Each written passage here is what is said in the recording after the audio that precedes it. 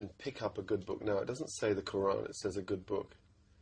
What you didn't know yet what the resolution might be, did you, to that journey at that point? I think I probably wrote in the beginning the good book, and then I changed it on purpose so that we wouldn't have Bible bashers, you know, who say, well, he's with us, you know. But I was just talking about the power of a good book in being able to change your life. It's kind of like a premonition without knowing it. Now this is an interesting little sequence. When I wrote songs, I had somewhere in the back of my mind my audience. And I knew what a responsibility that was too. A heavy responsibility. I needed to know as much as they needed to know, you know, where I was going next. I've been happy lately, thinking about the good things to come, and I believe it could be something good has begun. Yes, I've been smiling lately, dreaming about the world as one, and I believe it could be someday it's going to come.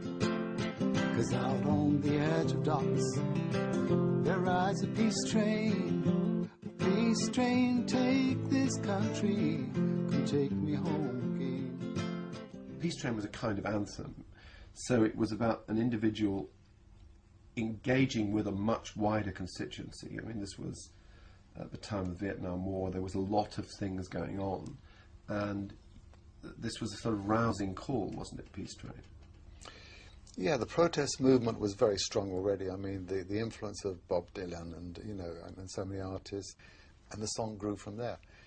We tried to record that song, and it was always best live. Now I've been smiling lately, thinking about good company, and I believe it could be something good has begun.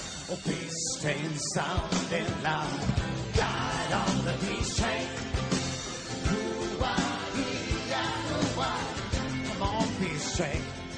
And it got such a response. And that was really a fantastic moment, in a way, to understand what the audience saw me as and what they wanted from me and what I wanted to say. It kind of fused. Although I couldn't see all the faces that were listening to me, I could almost see their souls.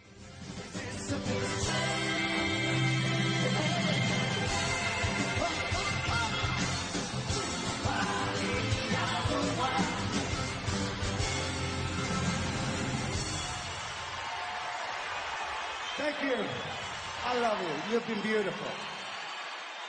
The strange kind of paradox was that even though I felt very close to my audience, after the show, there'd be all these like bodyguards around taking me out, and I said, can't I stay, you know, off, you know? And so there was a cut-off, you know, between me and the audience. And that left me alone a lot of the time. Oh, baby, baby, it's a wild world. It's hard to get by just upon a smile.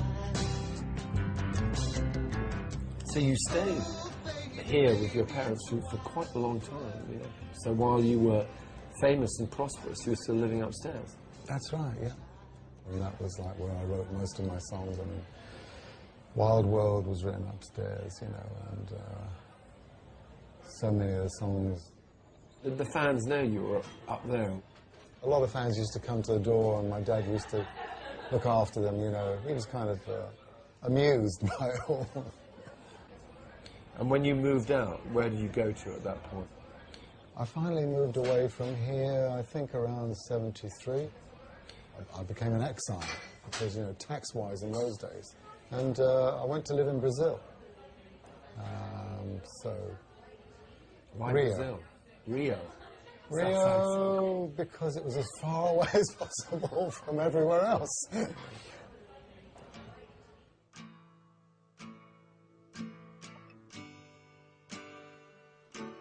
Miles from nowhere, Guess I'll take my time.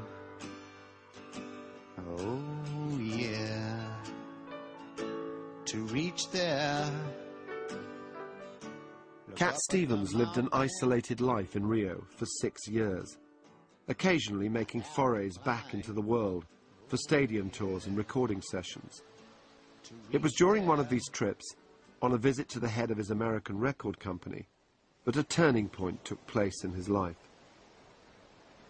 When he was around, we'd always drop by and we'd have a meal or something at home. He went out for a swim, and,